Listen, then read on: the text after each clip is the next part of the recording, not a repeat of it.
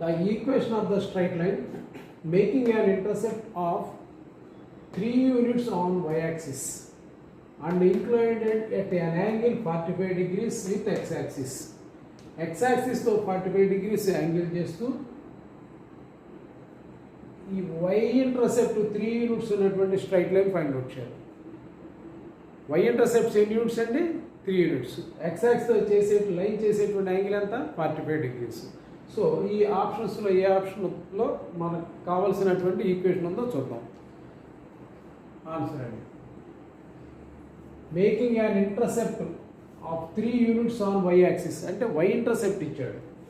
Given Y intercept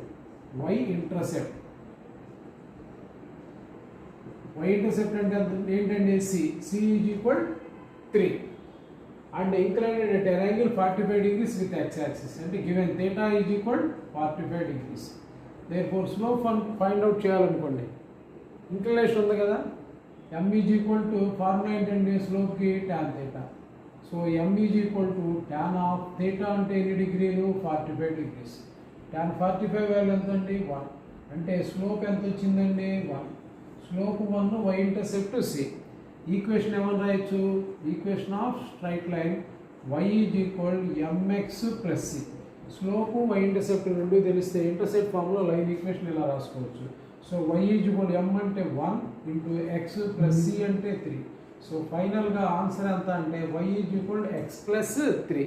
y is equal x plus 3 is the answer. అంటే second option answer. Next problem చూద్దాం.